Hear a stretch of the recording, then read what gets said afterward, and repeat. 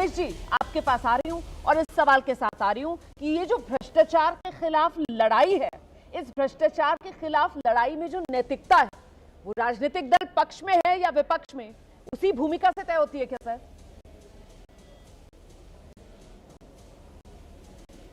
आपने अच्छा प्रश्न किया रोमाना जी। नीचे आपका स्क्रोल भी आ रहा था, वोट के नाम नैतिकता कुर्बान। मैं कुछ नैतिकवादी जो अपने आप को बनते हैं, अभी एक किसी का इंटरव्यू सुना रहे थे, उनकी नैतिकता का छोटा छोटा उदाहरण दे रहा हूं। अभी आज एक फैसला आया है कि हमारे आदरणीय प्रधानमंत्री जी की डिग्री गोपनीय रहेगी।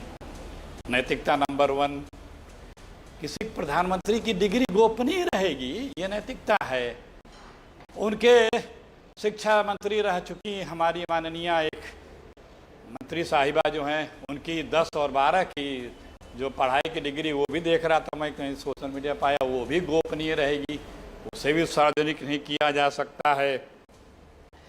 और देखिए, नैतिकता नंबर 2 गिनाया, नैतिकता नंबर 3 गिना रहा हूं कि पीएम केयर फंड की जानकारी नहीं देंगे, जिसके प्रधानमंत्री जी जिनके प्रधानमंत्री के पास जो पूरा फंड है। इलेक्टोरल बॉन्ड की जिम्मेदारी भी नहीं दे रहे थे, अदालतों के सख्त आदेश के बाद वो सार्वजनिक करना पड़ा। राफेल में इतना बड़ा घोटाला हुआ, उसकी जांच तक नहीं कराएंगे। अडानी का इतना बड़ा घोटाला हुआ, कई घोटाले हुए, जिसमें एक आर्थिक घोटाला हुआ, सेल कंपनी के द्वारा तमाम पैसे आए, पूरी पार्टी कई बार संसद भी नहीं चली, जेपीसी की मांग की, जांच बिठाने तक की मांग की, वो भी जांच तक के आदेश नहीं किए। सेबी के तमाम घोटालों का जग जाहिर हुआ, उजागर हुआ तथ्यों के साथ, उसकी जांच की मांग हुई, जांच तक नहीं हुई। तो ये तो रही कुछ घोटालों की नैतिकता। अब आपको एक आंकड़े दे देता हूं मैं। आदरणीय मोदी जी की मंत्रिपरिषद में 72 मिनिस्टर हैं, जिसमें 28 दागी हैं, 28, जिसमें 18 पे जो है गंभीर, 19 पे गंभीर आरोप हैं। मोदी जब सत्ता हमारे तब कहते कि माननीयों पर से सारे मुकदमे 1 साल के अंदर स्पीडी ट्रायल करके फैसला कर देंगे। करो फैसला, क्यों दागी को रखे हो, निकालो, पहले इनको बंद करो, बाहर करो। विपक्ष आज तक कोई आपके पास कोई जानकारी हो तो बता दें, मंत्री, केंद्रीय मंत्री, प्रधान, और ये केंद्रीय मंत्री तो इन्हीं की है, सीएम, डिप्टी सीएम या कोई मिनिस्टर विपक्ष का, सत्ता पक्ष का अरेस्ट हुआ तो बता दें। कोई नहीं अरेस्ट हुआ। 30 लोग अरेस्ट हुए हैं, 30 विपक्ष के, जिसमें 2-2, 3-3 सीएम हैं, वो भी विपक्ष के हैं। सत्ता पक्ष का कोई अरेस्ट नहीं होता है। उसके अलावा जिसको ये लोग भ्रष्टाचारी बताते थे, 2 दर्जन से ज्यादा, कईयों को मोदी जी बताते थे 40,000 करोड़, 20,000 करोड़, क्या क्या करके, वो सब बीजेपी ज्वाइन कर लिए। जिन पर जांचें चल रही थी वो सब बीजेपी ज्वाइन कर लिए। तो 3 की जो है जांच खत्म हो गई, बाकी की जांच ठंडे बस्ते में डाल दी गई। ये नैतिकता वालों की बात करें, जो नैतिकता की बात कर रहे हैं। अखिलेश जी सुनिए तो मतलब मेरा जो सवाल था, मेरे सवाल के जवाब में आपने हाँ कह दिया ना, मतलब आपने हाँ कह दिया कि हाँ, भ्रष्टाचार के खिलाफ जो लड़ाई है, नैतिकता, राजनीतिक दल की पक्ष विपक्ष क्या भूमिका है वही तय कर रही है। मतलब मेरा सवाल का जवाब हाँ हुआ सर? भाई सत्तारूढ़ दल का व्यक्ति जिसके सर पे ये नैतिकता नाच रही है, वो विपक्ष को नैतिकता का पाठ पढ़ा रहा है, और आप उस पाठ को पढ़ रही हैं। हम तो यही कह रहे हैं ना, कर लो भाई, लेकिन उसके पहले ये सब कर लो।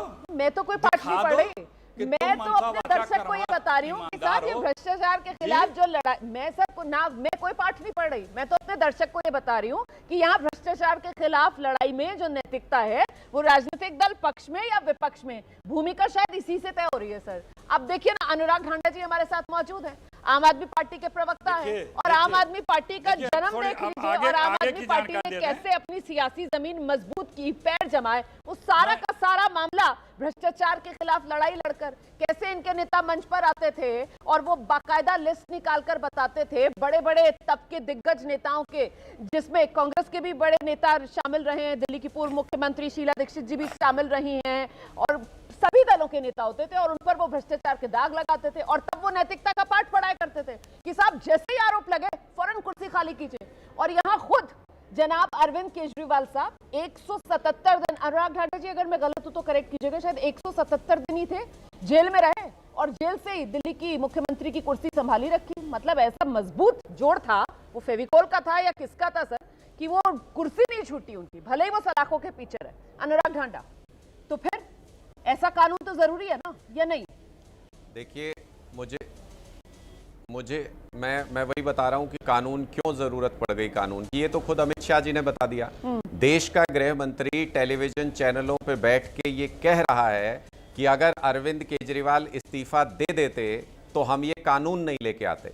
मतलब भारतीय जनता पार्टी ने सरेआम ये कबूल कर लिया कि अरविंद केजरीवाल जी की सरकार को गिराने की साजिश रची थी भारतीय जनता पार्टी ने, और सरेआम ये कह रहे हैं कि अगर इस्तीफा दे देते, अगर हमारे हिसाब से चीजें होती रहती, किसी पे केस लगाओ, उससे इस्तीफा ले लो, उसकी सरकार गिरा दो, तो फिर हम हर राज्य में यही कर लेते। ये तो मैं अरविंद केजरीवाल जी की राजनीतिक सूझबूझ को सलाम करता हूं कि उन्होंने ये जो षड्यंत्र था बीजेपी का, ये यही रोक दिया दिल्ली के अंदर। अगर ये कामयाब हो जाते, दिल्ली में अरविंद केजरीवाल जी इस्तीफा दे देते, ये सरकार गिरा देते, तो ये सारे विपक्षी राज्यों में इनको यही इंप्लीमेंट करना था, इनका एक मॉडस ऑपरेंडी बन जाता है। मैं आपसे पूछता हूं, आज तो ये कह रहे थे अमित शाह जी कि जेल से सरकार चलाना कैसे सही हो सकता है, जेल से सरकार नहीं चल सकती, कैसे चल सकती है। आज तो दिल्ली में रेखा गुप्ता जी मुख्यमंत्री हैं, जेल में भी नहीं है रेखा गुप्ता जी, लेकिन उसके बावजूद प्राइवेट स्कूलों की फीस बढ़ रही है, सारी झुग्गियां तोड़ी जा रही हैं, सड़कों के ऊपर सीवर का पानी बह रहा है, पावर कट लग रहे हैं, बुरी हालत पूरी दिल्ली की कर रखी है। एक मिनट रुमाना जी सुनिए ना, मैं ये कह रहा हूँ बुरी हालत कर रखी है दिल्ली की। जो आपने अभी जस्टिफाई कर दिया कि कैसे अगर अरविंद केजरीवाल, आप ये कह रहे हो ना कि दरअसल साजिश थी बीजेपी की, अरविंद केजरीवाल अगर सीएम पद से इस्तीफा दे देते तो आप कह रहे हैं कि साहब दिल्ली के अंदर आम आदमी पार्टी खत्म हो जाती। तो आम आदमी पार्टी इतनी कमजोर है क्या? वो हेमंत सोरेन भी है सर, इंडिया गठबंधन में वो भी आपके साथ शामिल थे, वो भी 5 महीने जेल में रहे, उन्होंने तो इस्तीफा दे दिया था सर। उन्होंने तो अपनी जगह अपनी पार्टी के दूसरे नेता को कमान दे दी थी, उनकी पार्टी तो नहीं टूटी, और फिर जब वो सलाखों से बाहर आए वो दोबारा सीएम बन गए। आप लोगों ने ये मिसाल क्यों नहीं कायम की? आप लोग तो आए थे ना अलग तरीके की राजनीति करने के लिए, तो कहां भटक गए आप लोग? मैं बताता हूं जी, मैं बताता हूं, मैं उसका भी जवाब देता हूं। सत्येंद्र जैन जी को इन्होंने 2.5 साल तक जेल के अंदर रखा, 2.5 साल तक। अभी हाल ही में 1 हफ्ता पहले सीबीआई ने एक रिप्लाई फाइल किया कोर्ट में, जी केस क्लोज कर दो, हमारे पास कोई सबूत नहीं है। नैतिक आधार पर अमित शाह जी इस्तीफा देंगे कि फर्जी केस क्यों दाखिल कराया, फर्जी केस क्यों चलाया, 2.5 साल तक जेल के अंदर क्यों रखा? आज तो अमित शाह बता कर गए कि 2.5 साल तक जिस मामले में सत्येंद्र जैन जेल में रहे उस मामले में क्लोजर नहीं हुआ है, ये कहकर गए अमित शाह। आपने इंटरव्यू सुना, आपने इंटरव्यू सुना, वो कैटेगोरिकली बोलकर गए कि ये भ्रम फैला रही है, ये भ्रम फैला रही है आम आदमी पार्टी। वो तो कह रहे हैं कि साहब जिन मामलों में सत्येंद्र जैन सलाखों के पीछे रहे वो मामले जस के तस हैं। रोमाना जी आप बता दीजिए। वो कह रहे हैं मामले जस के तस हैं, और मेरा सवाल तो हेमंत सोरेन को लेकर था। मैंने हेमंत सोरेन को लेकर सवाल पूछा तो आप सत्येंद्र जैन पर आ गए सर। मैं आपसे पूछ रहा हूं ना, अब मुझे आप सिर्फ इतना बता दीजिए, आपने अमित शाह जी का पूरा बयान तो अच्छे से जस्टिफाई कर दिया, आप मुझे सिर्फ इतना बता दीजिए कि सत्येंद्र जैन जी पे इसका मतलब जिस केस में क्लोजर रिपोर्ट फाइल हुई है वो फ्रिवलस केस दायर किया था भारतीय जनता पार्टी ने, आप ये कह रही हैं?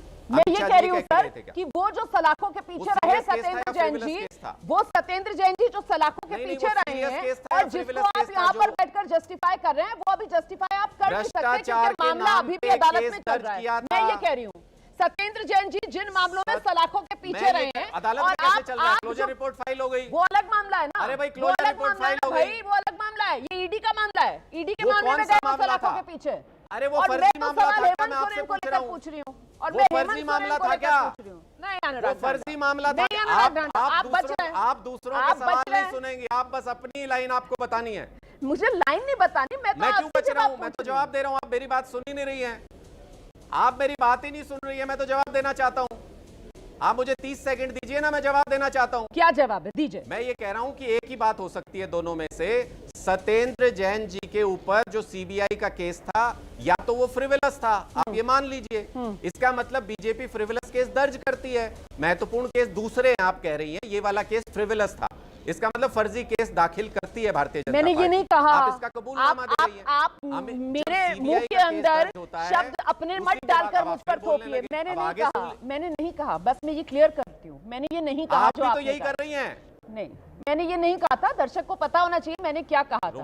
मैंने ये कहा कि अभी आपने बैठे बैठे नहीं, आपने अभी कह दिया कि साहब वो सत्येंद्र जैन जो सलाखों के पीछे रहे उस मामले में आपने कह दिया सीबीआई ने क्लोजर रिपोर्ट दाखिल कर दी। मैं सिर्फ वो फैक्चुअल करेक्शन कर रही थी कि साहब जिस मामले में सीबीआई, आपने यही तो देख लीजिएगा, मैं आपको दोबारा रिकॉर्डिंग भेज दूंगी। चलिए आइए, आप आपने सुन यही ही कहा नहीं रही है ना, आप 10 सेकंड भी आप सुन नहीं रही हैं, क्योंकि अमित शाह जी की पोल खुल रही है, इसलिए 10 सेकंड भी आप सुनना नहीं चाहती। मुझे अपनी बात ही नहीं पूरी करने दे रही। आपने 10 प्रश्न पूछ लिए, मैं 30 मुझे एक सेकंड जवाब आपको नहीं दे देने रही दिया हूं, मैं आपने। 30 सेकंड आपको दे रही हूं, आप सुनिए तो जवाब सही, दे आपको दीजिए। बात समझ में आएगी। हाँ जी, दीजिए।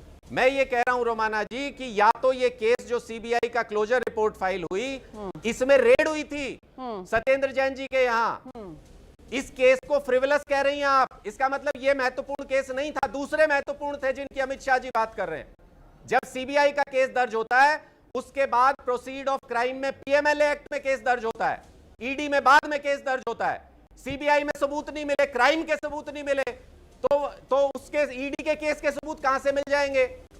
प्रोसीड ऑफ क्राइम कहां से पैदा हो जाएगा जब क्राइम ही नहीं हुआ? ठीक है, कैसी बातें कर रही हैं ठीक है, आप? आपने चेन मैं बनाकर सिर्फ इतनी दर्शक बात को बता समझाना दिया। चाहता हूं कि मैं समझ frivolous गई केस सर। दर्ज ठीक है, करके बीजेपी किसी ठीक को है। भी अंदर डाल सकती ठीक है। है, अब मैं ये कह दूं सर कि ये फ्रिवलस शब्द मैंने एक बार भी इस्तेमाल नहीं किया। अभी आपने क्योंकि फ्रिवलस कहा कि मैंने इस्तेमाल किया, मैं दर्शक को क्लियर करना चाहती हूँ। आपने मैं तो अपने कहा कि दर्शक ये को केस महत्वपूर्ण नहीं है। नहीं, मैं अपने दर्शक को ये कह रही थी, आपने कहा कि साहब सत्येंद्र जैन को देखो सलाखों के पीछे इन्होंने रख लिया 2.5 साल तक, और उसके बाद अब सीबीआई ने केस बंद कर दिया है, तो फिर हिसाब नहीं अमित शाह। तो मैंने आपको ये बताया कि साहब वो 2.5 साल तक जिस मामले में अंदर रहे हैं सलाखों के, उस मामले में केस अभी भी चल रहा है। मैं ये आपको फैक्चुअल करेक्ट कर रही थी, ठीक है? आप अलग सीबीआई केस की बात कर रहे हैं, ना मैंने उसको फ्रिवलस कहा और ना मैंने किसी को महत्वपूर्ण या गैर महत्वपूर्ण। कौन सा केस सीबीआई का, कौन सा अलग केस है, किस मामले में केस है? रोमाना जी आप बता दीजिए। अब मैं बाकी आपको दोनों केस पता, आप दोनों के नाम पढ़ दीजिए, मैं मान जाऊंगा। सर अब मैंने तो सवाल किया हेमंत सोरेन को दोनों के लेकर नाम पूछा बता था। दीजिए। आप कह रहे थे कि साहब डिस्टेबलाइज करने के लिए, नहीं, आपको अगर दोनों अरविंद केस पता है, केजरीवाल इस्तीफा दे देते तो फिर दिल्ली के अंदर आम जिसमें आदमी क्लोजर पार्टी रिपोर्ट खत्म हो फाइल जाती। हुई और जिसमें मैंने तो सजा हुई, आपसे दोनों ये बता कहा दीजिए सर आप कि मुझे। हेमंत सोरेन भी तो 5 जो महीने अमित शाह सलाखों जी में कह रहे। दें वही सही। हेमंत सोरेन 5 महीने जो सलाखों अमित के शाह जी पीछे कह दें रहे। वही सही। हेमंत सोरेन ने इस्तीफा दिया, अरविंद केजरीवाल ने इस्तीफा क्यों नहीं दिया था? मैं तो ये सवाल पूछ रही थी, इसका आपने जवाब नहीं दिया। आप आ गए उछलकर सत्येंद्र जैन पर।